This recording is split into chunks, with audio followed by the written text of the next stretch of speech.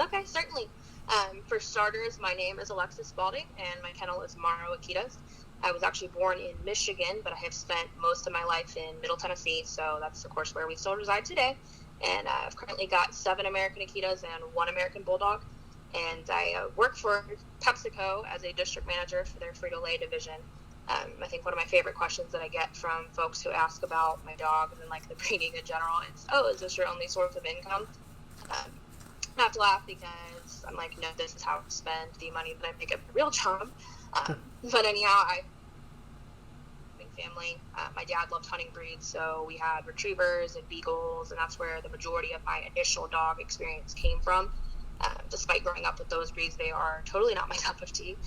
Much respect to the people that are involved with those breeds, but I like quiet dogs, independent dogs. So my first actual initial introduction to this breed was at a Mary Kay party with my mother. No idea if people still even do those, but we were sitting in the living room of this house, and the party host had this glass back door. Had to be 6 or 7 years old at the time, and this mammoth of a dog came to the back door, and I was just awestruck. I'd asked the host a ton of questions about him. He was unfortunately not very friendly, so I didn't get to officially meet him, but I was still so impressed just looking at him. And I remember asking my parents for one, and we had this big dog encyclopedia at the house. And after looking up the breed and the temperament description, my dad was like, not no, but hell no. So I actually waited until college when I was out on my own to bring my first one home, and have not looked back since. That first one I got was a crash course. Did all the wrong things in getting him, went all the wrong places, and all of the poor characteristics and challenges that the breed is known for, he had those tenfold. So it was absolutely a learning experience for me, and it's kind of what taught me the difference between purebred and well-bred, and also really pushed me as a trainer to learn more about the genetics, their effect on behavior, and being able to read and kind of work with these dogs. So truthfully, I owe him everything that I have and am today. Don't regret getting him for a second, but I am certainly more passionate about steering newcomers in the right direction as far as like going to a breeder now. Mm-hmm. And before I got into conformation, sports, and breeding, I actually started out with our breed-specific rescues, so everywhere kind of in the southeast with the Akita rescues that we have. Did some fostering, evaluations, transports, so that was very enlightening to me as well. Definitely got to see all the good, the bad, and the ugly with the breed there. So I had started attending shows and handling Akitas for a friend of mine prior to bringing home my own prospect for that, so that had been very insightful as well. Kind of gave me that hands-on experience and being able to look at different dogs and lines, so I was kind of better able to gauge where I wanted to go in the future with my own dogs and my own program. Mm-hmm. But for me personally, the functionality and performance is a big focal point for my yard. So, and let me first say, I do show an AKC confirmation, obviously, with my dogs. I do firmly believe that there is an area that is an area of importance for a breeding program. You know, of course, all standards were created with an original purpose and goal. So you hear that phrase, form follows function. To an extent, that's true, but I will admit that there are a lot of dog breeds that have suffered at the hands of confirmation showing, just because show rings and ribbons kind of became the only focus there, rather as that being viewed as like a piece of a whole puzzle. So functionality and purpose was no longer really an area of importance for a lot of those in breeding decisions. But you look at breeds like German Shepherds, Border Collies, you know, when we have such a significant divide between your show lines and your working lines, and that's depressing to me. And that's unfortunately the fate of so many of those, and that's what I'm trying to kind of like personally avoid seeing happen in my breed. But the good thing is what we have like currently going on is there's no real divide in Akitas. The breed's kind of maintained over the years pretty true to their history, both mind and body. So that's allowed us to really try to preserve both sides of that in breeding. And there aren't a ton of breeders out there who are using them for like working purposes or performance sports, but I don't personally find that the breed is like too watered down beyond repair really right now. For me, as I stated, both sides of that is important. So I want a dog that can walk into a show ring and earn a championship title and then turn around to go to a performance field and title or prove themselves in various venues there. And that's possible. It's just honestly, it's possible in a lot of breeds. You just don't see too often where people find both sides of that coin to be equal importance. So you have your show people or your working people, and rarely both. So I kind of want to change that. Mm-hmm. Mm-hmm. That's pretty noble. So yeah, just going in depth of what are some of the activities that you do with your dogs? Yeah, so we're dabbling in a little bit of everything right now. I get asked that question a lot, because it's not a super common breed that you see, so especially not in sports outside of the show ring. So a lot of people will say, okay, what are the dogs used for today? Certainly we don't have the need for these dogs for their original, really true working purpose as we once did. But, you look at it as the times that a lot of these breeds were created, humans relied heavily on the capabilities of these dogs for survival, times, and it's just not where we're at in 2020. Of course, I say that as bad as things are right now. After that, here in a couple months. But a few other breeders who are focused on the working side of the dogs, using them for hunting and working to preserve those original instincts and capabilities. So not only, like I talked about earlier, not only holding up that aesthetically side of the breed, but keeping them true to their history as well. But I really, that's why we're focusing on the versatility titles for everything in my yard. So yes, this dog is a conformation champion, but it's also tracking, it's hunting, it's coursing, and we're doing scent detection. We recently started actually in weight pull. That's been a fun one to start. So if we can do it, we will do it. There's a lot of things, obviously, the Akita is not well suited for, but that's really what I've enjoyed the most over the years with my dogs, is just kind of pushing the limits of what we're capable of achieving. And I'm learning every day. It's been challenging. It's been a blast, but it is challenging with the breed. But, I think it's also important to note that from a genetic standpoint, we also have to be careful about the roles that we put the Akita in. So we've come a long way over the years in adding more stability into the breed. I want to be careful, again, not to say watered down, because I don't personally think that we've done that. It's still a very formidable animal, but they're less likely to maul your kid than they were 30 years ago, and that's not a bad thing. But due to the genetic nature, there are some things that they're going to excel at and others that they're not. And I don't know if you've seen on my Instagram page, we've got an American Bulldog as well, that we do work in bite work. And we actually had her imported from a fantastic breeder out of Germany, specifically for that purpose, because that was a sport that we were interested in, and we knew the Akitas, weren't good for that. And I often get asked why are you not actively working the Akitas in that too, since the breed is known for its tenacity and protective nature. Akitas are just not genetically suited for bite work, and believe me, if they were, I would not have spent the money on importing the Bulldog if I could have responsibly used what was in my own backyard.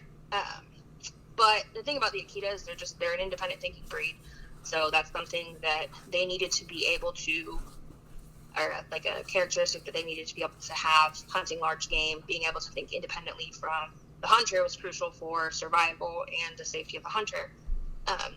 And bidability was just not something that the breed had, and it's really not something that they have today.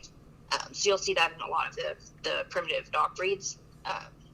But that's one thing you'll hear a lot of trainers complain about when they're working with these dogs too. And Akitas are by nature aloof and very wary with strangers, so they aren't known to be the best distinguishers between threat and non-threat. So like a Rottweiler or something like that. And the thing about bite work is that's absolutely a requirement for dogs that are doing that to be biddable and clear-headed 110% of the time. And with the history of the breed, they were used as a guardian dog, but not a personal protection dog. So it was an estate guardian at one point, which was expected to face any threat, be it perceived or actual, with unmatched tenacity. Nothing was getting in. So there was generally no discretion in that. And I personally feel like bite work requires discretion. So truthfully, being involved with the bite work world, like with the Bulldog, and just kind of from my limited experience with it thus far, I've learned a lot of people in that are kind of in it more for the ego, I think, than the dogs necessarily. A lot of people get in that, and it's, the dog bites nasty and it looks flashy, and they're kind of more okay with that civil aggression because of that. The dog only kind of comes out long enough to go on the field, bite a decoy, post it to social media, and okay, look what I've got. So as long as you don't need that versatility off field, I guess that's passable, and maybe that's, what some people are doing with that. But to me, a true personal protection dog, one that's going to travel with you and protect you in various settings at your cue, not their cue, that's just not something that Akitas fit. And that's not really for me. That's why I love that my Bulldog can go out and kick a decoy's ass on the field and then turn around and lounge on a patio full of strangers, unfazed. So when you take an Akita's nature and wariness and independent thinking, and you start teaching them that certain people are okay to bite, then they're going to start looking for that off the field, if that makes sense. So the guy in the suit on the field may turn into the lady in the puffy jacket at the park, and your dog may make that distinction on its own. So to me, it's just a liability. And if you look into any of the people that have kind of done it with the breed, they're all very heavily trained in defense drive, and it kind of lacks control. So the dogs are really like just back tied and pissed off. So they are one of the older dog breeds and genetically still very close to the wolf. We've actually got two types of Akitas. So what we've just called the Akita here, which is what I have, and that's commonly referred to as the American Akita. And then we've got the Japanese Akita Inu. And the United States was actually the last area to recognize that breed split. So up until a few weeks ago, we actually didn't even pass that as a club. That was just voted on. So there was some crossbreeding of the two variants in the States. And there have been a few breeders who were desperately trying to avoid that happening, I think. But the two breeds are very distinct from one another. And I personally was pro-split, so I'm happy to see that JACA, the Japanese Akita Club of America, will have that recognition and broaden horizons in the years to come. So that's really cool for them. I've got some close friends that are involved with that club, so it's a very exciting time for that change here in the United States. Like I said, we were the very last ones to recognize that. But the early history of the two is the same. It was a middle-sized hunting dog bred primarily for boar and bear hunting in the Odari region of Japan.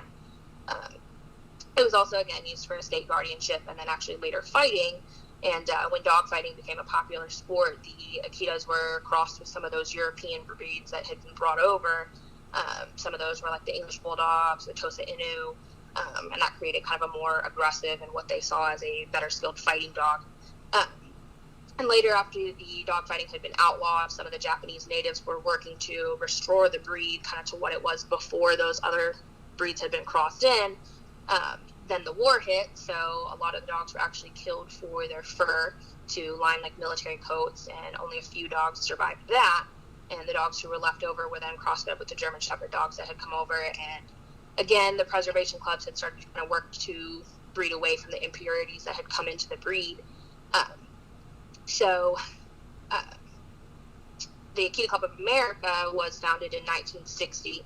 And then the breed split into two different directions. So what we now know as the American version was developed primarily out of what was called the Dua line, so that had a lot of that German Shepherd influence. And then the Japanese was developed out of the Ichinoseki line. So it was actually a pretty common misconception was that the Japanese type was the original Akita, and that our American version was bred away from that, since actually neither one of them is the original type. They both kind of derived from the same dogs in the same time period.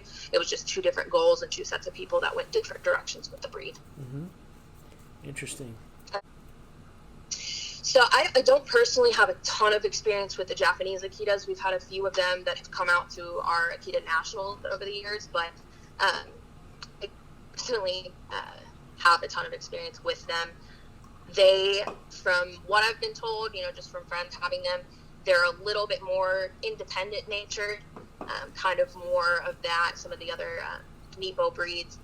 But the Americans tend to be a little bit more aggressive. They did have some of those, of course, again, that followed the Dua line, so that had a lot of more of the crossbred dogs that were in there. Akita, or American Akitas, are larger, a little bit more dog aggression from my understanding. But again, that's all kind of hearsay because I do not have personal experience with the Japanese side of it. So, honestly, I don't believe that they're doing a ton with them in Japan as far as jobs go. They've got the preservation clubs over there. It was seen as the Akita was seen as the national treasure in Japan. They've got monuments for them. They actually, so like over here, when we would. A four-leaf clover is a symbol of luck here. Actually, in Japan, when somebody has a baby or a wedding or something like that, give a little Akita statue. You're going to really only see the Japanese Akita, none of really the American or just Akita, version that we have here and that I have, simply because they had tried to kind of breed away from that and wanted to get them more closely back to what the other Japanese native breeds were. So you don't see a ton of American Akitas over there. Right. Is there anybody that you know of today using them for hunting purposes? Yes. That is something kind of like what I touched on earlier. There is a few breeders, myself included, that are kind of exploring that side of the breed. Um, their prey drive is still very, very strong. They love nose work, stuff like that. And I actually have a friend in Russia that's still using them on boar. So there are a few a few um, breeders that are doing that. Not a ton here. And of course, again, I live in Tennessee, so we don't have Middle Tennessee, so we don't have a ton of bear. Mm-hmm. But I've got a friend out in Montana that I've kind of been talking to about potentially taking a trip out there and learning a little bit from them as far as, exploring a little bit more on the hunting side of the breed and being able to do a little bit more there. Because there are, again, I don't think that the breed has been divided really at all or watered down to the point of not still having that. And just from my experience with it, and then having, the people that I know that are still working with them for that purpose, it's still there. So it's just kind of getting more people aware of that and more people wanting to. In today's day and age, people want to get out and do things with their dogs, and it's not necessarily now the necessity that it was back when these breeds were created, but people are more passionate about going out and doing things with their dogs, and whether that's hunting or that's dog sports or whatever it may be. I feel like I'm starting to see a lot more of that. So I personally know a few people that are hunting with them, and hopefully that continues to be something that people explore when they get these dogs, because at the end of the day, they are working dogs and they thrive having a role or a job or doing something. So that would be nice to see that kind of continue to progress as we move forward. Can you talk about the breed standard set forth by the AKC and the Akita Club of America? So our standard begins by saying large, powerful, alert, with much substance and heavy bone. So that's, they are supposed to be a very large dog.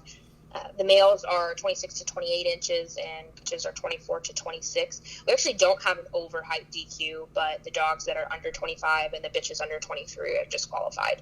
I think the head is probably the most characteristic part of the Akita next to the coat. It's massive, but in balance with body is the standard. The eyes are small and deep set. Muzzle should be wide and short, forming a blunt triangle with the head when viewed from above. The ears are very characteristic. They are supposed to be small in comparison to the head. I think that's one of the first things you see when you start getting into the Craigslist dogs, is those big donkey ears and German Shepherd heads.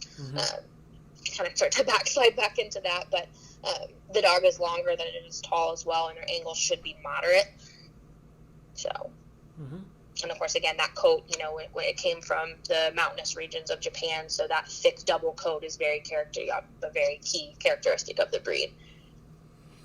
And what about the weight? What's a typical weight for a male and a female? Males are usually about 100 to 130, and the bitches are about...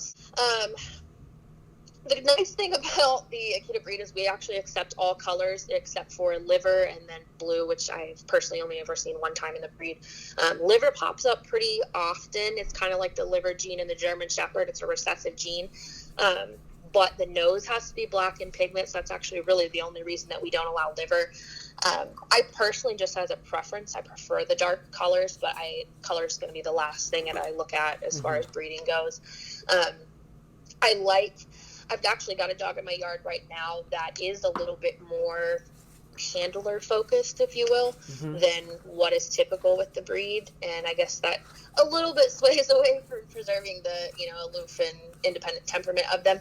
But I have really enjoyed working with this dog, and I'm very eager to see if this dog kind of passes on this to his offspring, because that's been hugely beneficial to working on them for hunting and sports and all that, those things that we want to do with our dogs, and that's been something that I haven't really had, I guess, before him. And so personally, if I could kind of hone in on that and see that passed on to offspring and upheld, I would love to be able to do that, because again, with where we're at in life and with people doing things with their dogs, I think that's going to encourage people to be more interested in Akitas and doing things with Akitas, because right now you hear a lot of, people that are in dog sports or people that just in dogs period that trainers and things that don't want to really deal with those primitive breeds, because a lot of times they look at you and give you the middle finger and don't want to really train or do anything. So I'm personally very excited to see kind of where that goes and,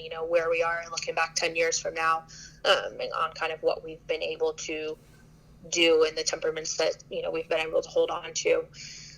Certainly, kind of like I mentioned earlier, the breed temperament has been stabilized over the years.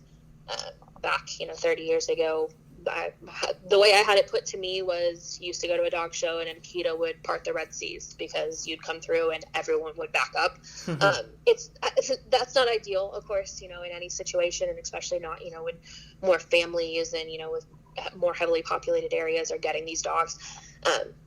So I think, having a dog that is more clear-headed than maybe what they once were and stable in various settings has obviously been a huge driving force between a lot of breeders today. I think a lot of them were exhausted from managing those dogs. I personally, dog aggression is in the breed, it's genetic same-sex aggression. We do have that. If we're able to kind of diminish that, that's obviously a positive thing. I have been very fortunate with the dogs that I've had. I don't turn them loose together, but they've not been heavily reactive on that. So of course that's something, obviously, temperament's going to come first. Temperament and health is going to come first for any breeding decisions that we ever make. But there are certain things like that we're trying to focus on more as well. And what are some of the characteristics do they have when you have company over and maybe some kids around? So I've got one dog that is almost like a lab in an Akita suit. Very, very social, loves meeting people. Probably would let you come in and leash it up and take it out of the house, even if it didn't know you. That is not ideal to me. I mean, that's obviously not super true to the breed. I've got a few dogs that are very probably what you would call unfriendly, and with people coming over to the house. Generally speaking, if I have people over and allow them into the home, and the dogs know that I'm comfortable and have allowed them into the home, then they're going to be comfortable with them too. They're not necessarily social, so they're not really going to come up and seek out that attention, but they're not going to be on edge really either. Kids, that is one thing. I've got a dog that I did get I got her from a little bit of an older age, and she had grown up. My co-breeder has younger kids, so she grew up around kids and absolutely adores them. So, when we're at shows, we get a lot of kids that come up and want to see the dogs, and my dogs have always been very good with that. But I don't personally have kids, nor do I have young children in the family, so my dogs don't get a ton of exposure, like direct exposure to that. But I've never had any issues with them by any means. So. How does your Bulldog react around kids? She is one of the most social dogs I have personally ever met. And it's funny because that was actually something, especially, with doing getting her for the purpose of being able to be involved with bite work and, not being able to do it with the Akitas. I was hoping for a dog that was a little bit more aloof, in the sense that she was not super excited to meet people. Certainly didn't want, civil or aggressive, but almost like I would have preferred uninterested in people. That's not what I got. She's very, very social. Has been actually absolutely fantastic with my Akitas. Could not have asked for that to go better, and the way that she kind of fit into my household and with my dogs. She's been, just truthfully, if I could put probably her temperament and the workability, the biddability, all of that into an Akita suit, we would be totally set. Yeah. But she's been awesome, really awesome, and does not. And of course, if somebody shows up unannounced, they're all gonna bark and let me know and things, and she will too. But sometimes I'm not positive she knows what she's barking at. Sometimes I think she's just barking because they're barking. But we've had a lot of fun with her. She's been a really cool dog. So can you kind of talk about some of the pitfalls with the Akita? What are some of the health issues that they may have and that breeders need to be aware of?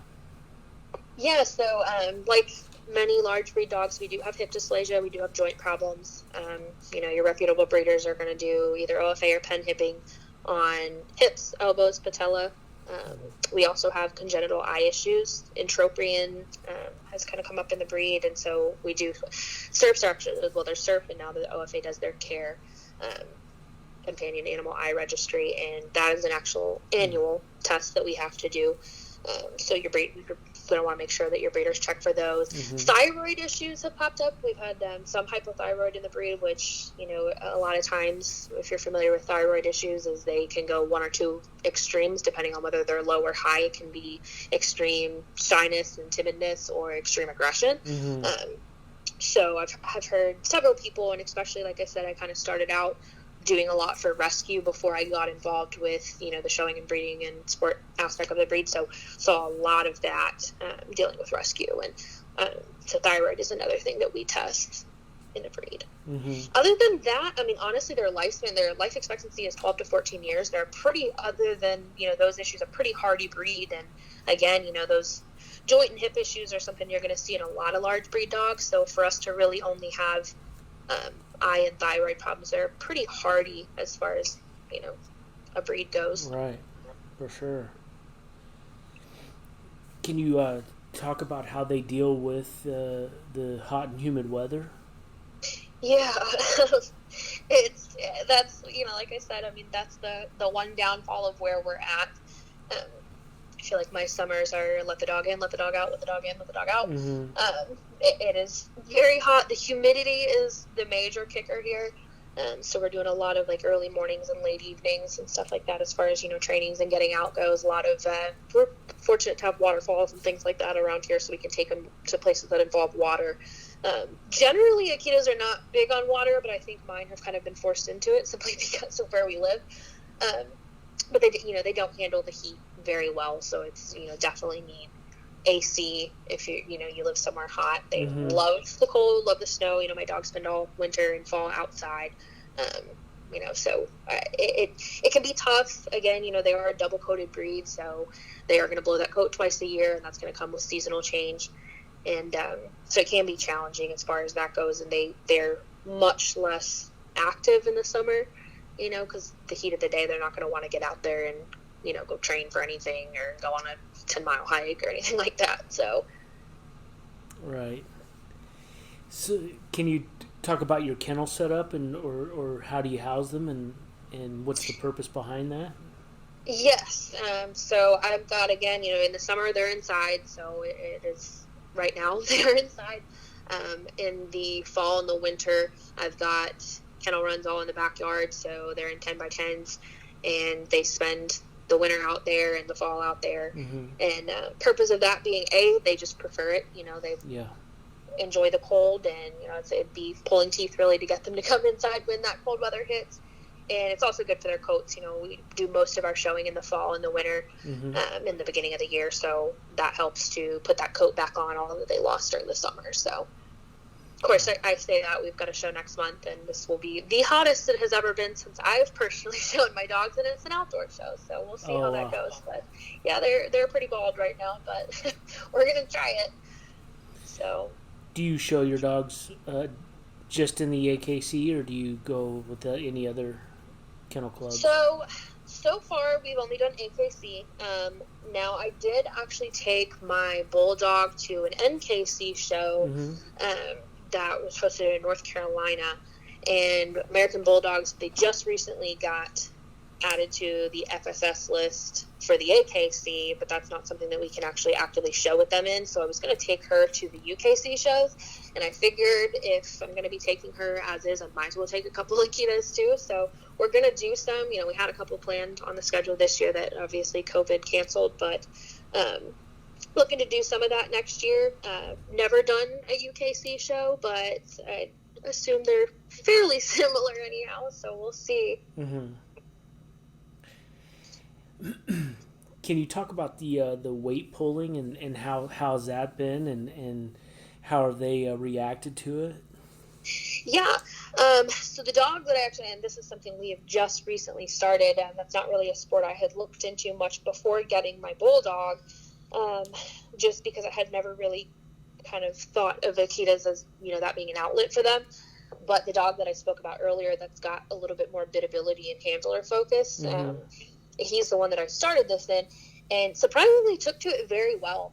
He's, again, handler focus, and he really works for me for praise, and so that's been kind of, I guess, nice to have as far as, getting him involved with weight pulling. We have not done a official competition yet. We did have one that we were planning on going to, and once again, COVID kind of canceled that.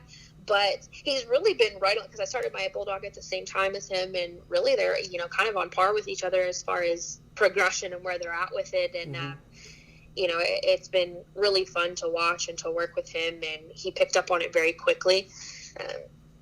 Right now that's something that, fortunately, with some of the other things that we do obviously haven't been going on this year, but weight pull is something that we can kind of train for at home. So that's really been a good outlet to have just, for this year. It is a little challenging with obviously temperatures currently, but it's been, it's been fun so far. We'll see. It might be something that he does well at, might be something that, again, in a couple months he decides he doesn't want to do anymore, and we'll try something else. But so far it's been really cool. So, I mean, there's certain things that they'll do, and there's certain things that they won't, and there's nothing that we won't try at least, and maybe find a couple things that they love. I mean, I know obviously they enjoy the coursing and the scent work and the hunting and stuff like that, because that kind of hones in on those instincts. But I actually have one of my puppy homes is doing agility with theirs. Awesome. Which is obviously not something that you would think of an Akita doing, and she's probably not going to beat the border collies, but she's out there doing it. So it's cool because, again, you're starting to see these dogs do a little bit more than, what they used to. And you're seeing them in different avenues. And so I think that's really cool. So there's, again, probably not anything we wouldn't at least try once. So yes, that is one thing that I really enjoy about the breed is they're pretty adaptable to different lifestyles. So they do say, other than the fact that they are on the dangerous dog breed list, so apartments and rental homes can be a little bit challenging in that regard. They do pretty well in close quarter living spaces. Indoors, they're generally pretty calm, pretty quiet. But they're also, if you want to go on a 10-mile hike, they're down for that. If you want to lay around on a Sunday and watch movies, they're down for that too. So that's something, and I think, that's a conversation I have with a lot of people, especially in regards to the sports thing. If you want to be on podiums in agility, you're going to get a border collie. But I personally don't think I could live with a super drivey dog and super active dog. And that's one thing, you love the breed or you love the sport. And for me, I love the breed and I love my lifestyle with them and, living with them. So, we'll take a couple embarrassing sports days maybe for that. So. Yeah, for sure. I think it's, I do admire watching a Malinois or a collie do what they do. Yes, absolutely. But at the same time, it almost becomes, I don't know if boring's the right word, but it's just too typical for me. So I do enjoy watching the off breeds do stuff that doesn't necessarily fit what they're supposed to do. You know what I mean? And it just kind of gives it kind of gives some credit to the handler. You know what I mean? I agree wholeheartedly with that. Where you kind of lose that with a collie or a Malinois. You know what I mean? Because they're doing what they do. You know what I mean? Yes. So it's more cookie cutter when you see it with those breeds doing it, which is another reason too. Again, I didn't want to have a super drivey dog. I'm not respect to people that have shepherds, not for me, not really something that I like, which is why instead of when I said I wanted to get into bite work, I thought that I could live with an American Bulldog a lot better than I could live with a Belgian Malinois or a German Shepherd, and that's what we went with. And we're certainly not going to beat out those dogs, but I think it says something for the person that shows up and is the odd man out and does it. And whether you're not necessarily going to win probably a lot of those, but you showed up and you did it, you hung with the crowd, and I think that's cool to be able to go out there and do that. And again, I mean that's a big goal for me and for my program, and also hopefully for anybody that gets puppies from me and or works alongside me. I hope to see these dogs doing more and continuing to kind of push the envelope on that. So And how have some of your dogs taken to the show ring? Has it been difficult to get them to, perform in that atmosphere? And what are some of the pitfalls and some of the things that have been hard for you to get them show ready? So honestly, yes. My dogs, I think because we do other things, they think showing is so boring. And it is, let's be honest, it is. I mean, it's they walk in a ring and they run in a circle and, they get judged. It's not an exciting thing for the dog. I've got one dog that is pretty, what we would call showy. She enjoys it. But she's really my only one that does. And she also, does some other stuff too. But that's not as much as, again, I definitely hold an importance on the standard and putting that, titles on that side of my dog, but that's not our, biggest focal area. So I think both for me and sometimes that becomes a little redundant and, maybe not where we would want to be on any given day, but, they go out there and they do it, and it's not a long process. Sometimes those show days were there for a long time, but they're not in the ring for a long time. So it's not been too challenging. I said earlier, I mean, the temperature right now, and especially because we are going to do a show that we've actually got 2 planned for this summer that I normally would not have entered. So that has been, with a double coated breed, trying to get the coats where you want them for a show can be a little bit of a challenge there. And honestly, at this point, I've kind of just given up that they're going to be bald and we're going to, or it'll be what it'll be at this point, because I have fought these coats for weeks and weeks and we're not really making much ground on it. So, right. But generally, and again, they're outside in the fall and the winter, so they're able to put those back on. And by the time we are getting back to our shows, what would have been a normal schedule for us had it, COVID not happened, they would, not too hard to roll the coats back on. So, right. I think there's a little blame to be placed on both sides of that. Certainly, again, not speaking on my breed specifically, because we really are fortunate to not have such a divide there. But when you take dogs like, the Border Collie, or again, the German Shepherd, or, some of those that do have such a heavy divide between the line dogs and the working line dogs. And I think a lot of that does come from where emphasis is put on the wrong things, and people get so focused on ribbons and winning and the notoriety of it, and you kind of lose sight of why you were there to begin with and what these breed clubs were created for in the beginning. So I think that, partially that is certainly to blame, because over time, if these dogs are only bred for the show ring, they are going to get watered down. I mean, that's pretty, and kind of like you said, a lot of those extremes are market driven. And so when that becomes what people see or want, and that is what people start breeding towards, and you're going to start losing that functionality in the breeds. And so I think you do definitely see that happen a lot with kennel clubs. I mean, I hate to blame the AKC, because I don't necessarily think it's the AKC. I think it's the people that are breeding and showing and exhibiting in it. You can't really blame the club, because, really I tell people all the time, just like AKC registered really doesn't mean your dog is quality. AKC is just a registry. So they're not, the ones that are controlling what happens in the breeding and the breeding decisions that are made and the direction that these breeds go. They're just a registry. So initially, they do encompass all of your, the Akita Club of America, the Bulldog Club of America, all of those specific breed clubs. Those are who are really in charge of maintaining and preserving these dogs. And so I think the blame needs to be placed on the people who have them, because again, like I've been saying, I think there's importance that should fall on both sides of that. Obviously we want our dogs to be functional and structurally sound and follow that standard, but they also need to have the capability to perform the role that they were initially bred for. So that's our responsibility as breeders and exhibitors of these breeds to maintain that on both sides of that. So can you talk about your your morning and evening routines with your dogs? What are some of the things that you like to do?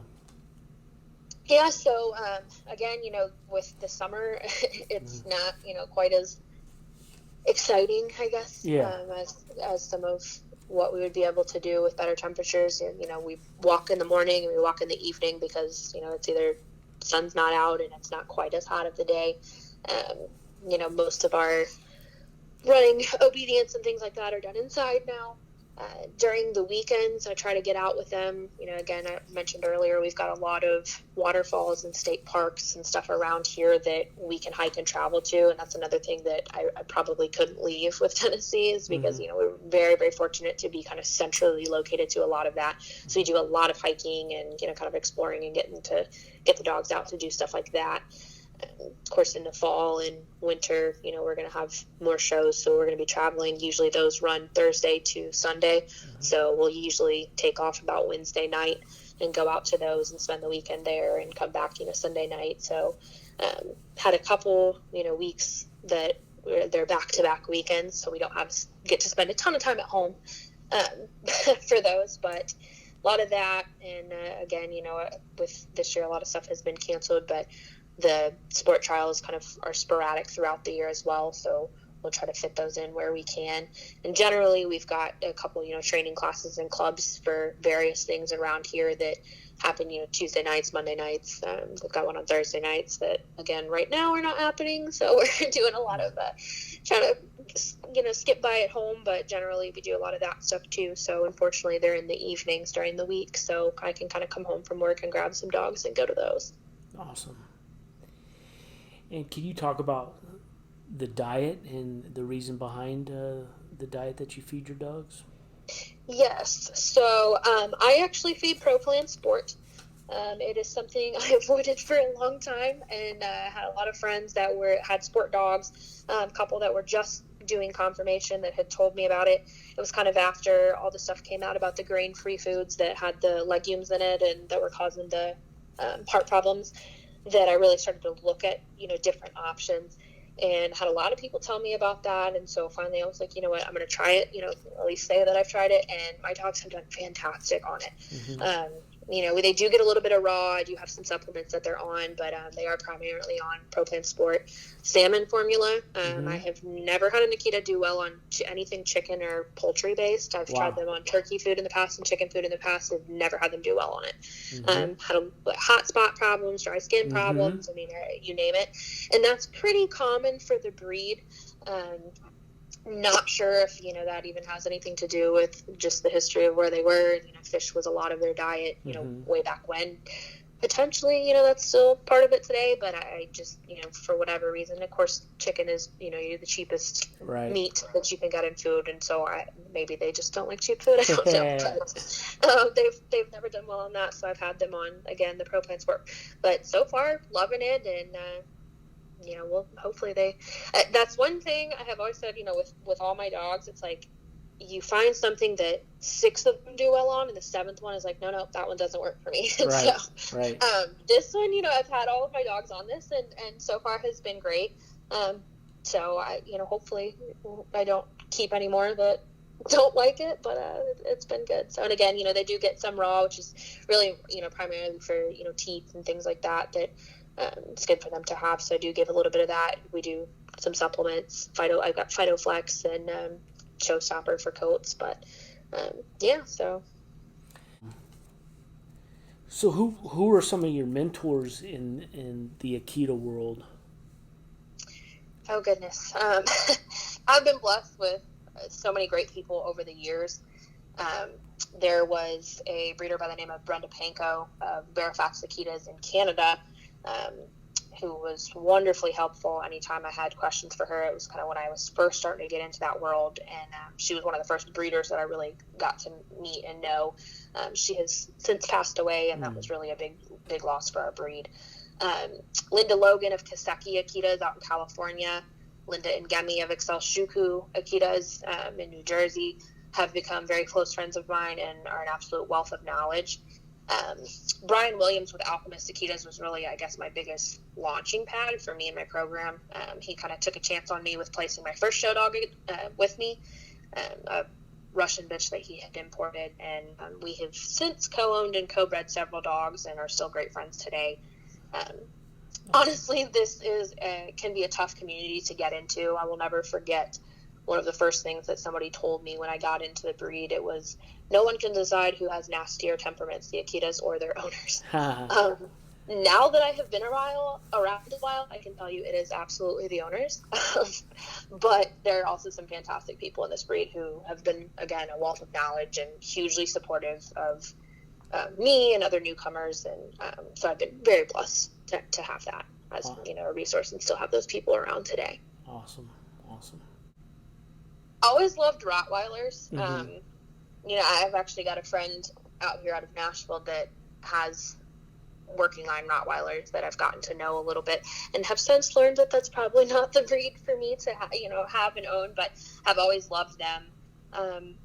I think maybe later in life I would like to get into some of the other Nippo breeds, which is going to be like those Shibas or Shikokus or something like that. Maybe even a Japanese Akita, because like I said, I don't have that experience. I mean, I guess that's not really branching out a ton.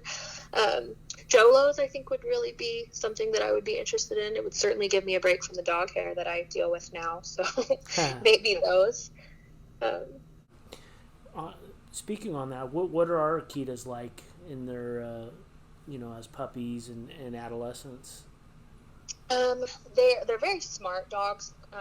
So they pick up on things pretty quickly as far as training goes. The one thing I usually tell my puppy homes when training and raising them is they can get because I don't know if it's because they're smart or because they're independent or what you want to call it or blame it on, but they get bored quickly. So if training becomes super redundant, they're a lot of times going to disengage totally. So I like to shake things up and try different things, or kind of just change the way that we bring things to the table for them so that it maintains some interest. They're generally pretty clean. I say that loosely because I have a couple of dogs that are not, and I'm told that potentially passed on to their kids. So I before I stick my foot in my mouth on that. They usually are, though, and they're usually pretty easy to housebreak for that reason. So that's obviously a pretty good aspect to them. They're, again, pretty quiet, pretty calm in the house, and that's been nice. They usually say, if an Akita barks, there's a reason, so pay attention. So that's another thing that I like about them. I think I mentioned earlier that's why I wouldn't have the Beagles, as much as I think that they're adorable and grew up with them. The constant hound barking is not something I really want to have. So that is one thing that's nice about them. Again, they are aloof. That's both from the aspect of with strangers and people that they don't know, they're not going to be super warm and welcoming to, but they kind of are independent in just their nature in general. So they're not going to be, one thing that I do like is they like to be with you, but not necessarily on top of you. And so they're going to be in a room laying down, near you, but not touching you or in your lap or trying to jump on your couch with you. And so I like that. It's the companionship without the overbearing, give me attention. They're not super attention hogs. So they have been very good, very protective early on. I've got a lady that comes and just routinely cleans the house, and I had her, she was doing baseboards around the door, and I've had females attack the door when she's gotten close to them, that they're very, very protective early on with, obviously, puppies, but very good moms, very good at keeping the box clean and tending to the puppies. The thing about Akitas is they generally have lower litter sizes, smaller litter sizes.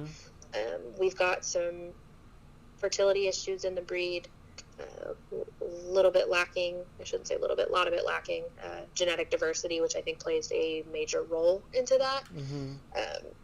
And why we're seeing decreased litter sizes. There's a couple, recently I've seen more big litters than maybe we have in the past couple years, but that makes it a little bit easier, I think, maybe to maintain, because whereas you've got Great Danes or Bulldogs and things that are popping out 10 and 12, we've got half the time. If we got 5, and we're excited about it. I do actually have just confirmed that one of my bitches is pregnant with potentially 6 to 7 puppies, so that'll be a little busier than usual. And this is a maiden bitch. It'll be her first litter, so we'll see how she is as a mom with that many, but hopefully good. Usually, not a ton of problem. Again, even as puppies, they're really not super vocal, so it's been nice in that regard. Awesome. This breeding that I just did was a side-by-side AI, so I actually had to drive out to Arkansas. The bitch that came in a lot earlier than we were anticipating. Her ovulation was kind of funky, so I found out where we were at, jumped in a car, and drove to Arkansas, and we did 2 AIs back-to-back days, and then brought her back home. And obviously, again, she's confirmed pregnant, so that's good. A lot of frozen breedings. We've got people that import semen from other countries that are used, or across the country. The one thing, it's Akitas aren't as common of a breed, so we don't have as many people in the breed kind of in close proximity to be able to breed to their dogs. So a lot of this is done with fresh chilled or frozen semen breedings. So frozen is, you generally are going to get I don't want to say less success rates, but smaller litters is usually what comes out of that. Right. There are certain bitches that are going to have just really good fertility, and even on frozen litters, they're going to have bigger litters. Mm-hmm. It's not super common. Actually, I see a lot of people in Bulldogs, just from being involved with that community, that do frozen litters and actually get 8 or 9 puppies. Mm-hmm. That's unheard of in Akitas. Right. So a lot of frozen breedings result in singleton puppies.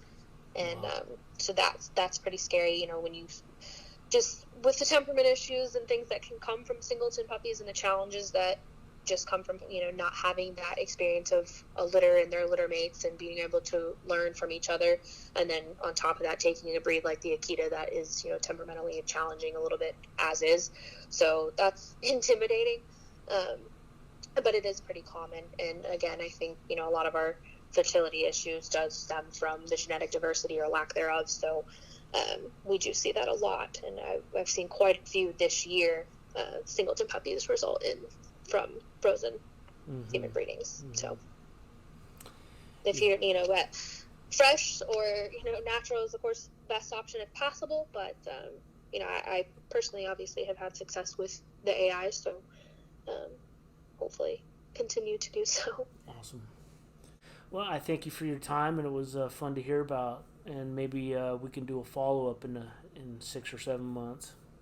Yeah, that would be great. Thank you again. Awesome. Thank you very much. All right. Talk to you soon. Okay. Have a good night. You too. Bye. Bye.